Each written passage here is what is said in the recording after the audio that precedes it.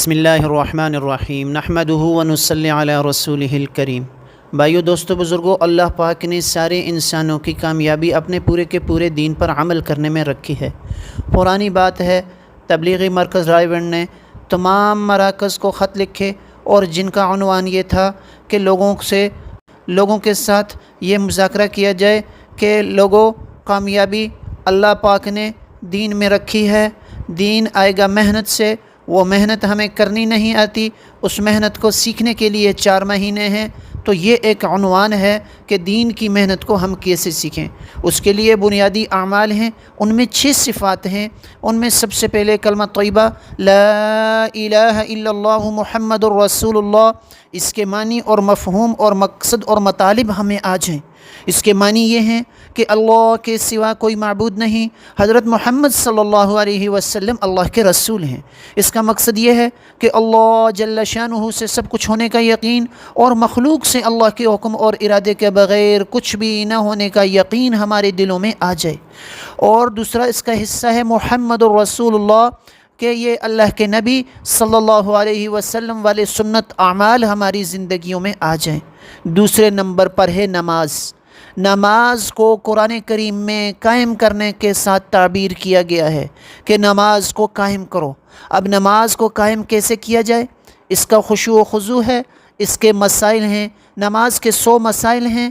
علماء کرام سے سیکھ کر نمازوں کی ادائیگی، 5 وقت کی نماز باجماعت ادا کرنا، اور اللہ کے فضائل جو ہیں، اللہ نے جو اس کے طریقے بتائے ہیں اپنے حبیب صلی اللہ علیہ وسلم کے ذریعے سے، ہم اس ذریعے سے نماز کو ادا کرنے والے بن جائیں۔ تیسرا علم و ذکر ہے، علم کے معنی جاننا، حال کے امر کو پہچاننا۔ آج ساری کی ساری امت مسلمہ جو ہے، علم و ذکر کی جو صفت ہے اس سے محروم ہو چکی ہے۔ آج علم جو ہے وہ موبائلوں کے اندر، وہ باتوں کے اندر اور وہ کتابوں کے اندر چلا گیا۔ سینوں کے اندر سے، زبانوں سے، دماغ سے علم عمل سے خالی ہو چکا۔ معلومات تو آج رکھنے والی ساری کی ساری دنیا موجود ہے، اور اللہ کو یاد کرنے والے بن جائیں، توجہ کے ساتھ، دھیان کے ساتھ اللہ پاک کو ہم یاد کرنے والے بن جائیں۔ اور اس کے ساتھ جو ہے اکرام مسلم ہے، اللہ کی مخلوق کے ساتھ نبی کریم صلی اللہ علیہ وسلم والے مبارک اخلاق سے پیش آنے والے بن جائیں۔ بڑوں کا ادب، چھوٹوں پہ شفقت، علماء دین کی عزت۔ گھروں میں کیسے رہنا ہے، خوشی کی کیا سنتیں ہیں، غم کی کیا سنتیں ہیں، ہم ان کا اہتمام کرنے والے بن جائیں۔ اور ساری کی ساری انسانیت میں دین کے پھیلنے کا ذریعہ جو ہے یہ اخلاق حسنہ ہے۔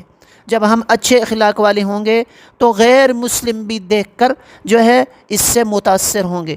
وہ ہمارے معاملات کو دیکھنے ہیں، ہماری تقریروں کو یا ہمارے بیانوں کو وہ نہیں سنتے، بلکہ وہ دیکھتے ہیں کہ مسلمان کے اعمال کیسے ہیں۔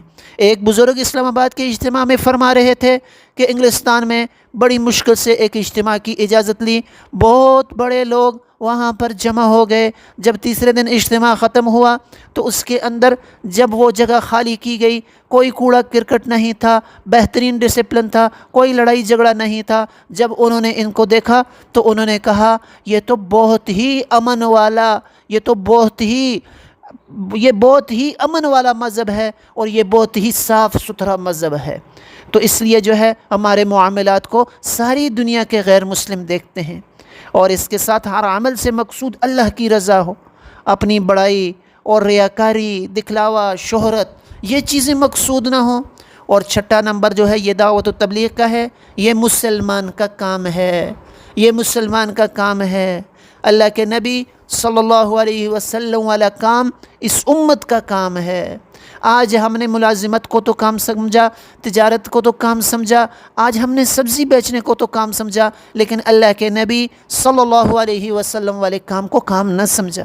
میرے بھائیو، اس پر استغفار ہو اور آئندہ کے لیے عزم اور ارادہ ہو کہ یا اللہ ہم اس تیرے دین کو، اور یا اللہ تیرے حبیب صلی اللہ علیہ وسلم والے کام کو ہم کام سمجھیں گے۔ اس کو خود سیکھنا، اس کی ترتیب ہے 4 مہینے لگا کر اللہ کے راستے پر اپنے رخ کو سیدھا کرنا۔ حاجی عبدالوہاب صاحب فرماتے تھے 4 مہینے لگانے سے تو منہ کا ذائقہ چینج ہوگا، پھر ساری زندگی کرنے سے دین اسلام کی بہاریں آپ کی زندگی میں آئیں گی۔ تو اس کے لیے انشاءاللہ العزیز میں بھی تیار ہوں، آپ حضرات بھی ارادے فرمائیں۔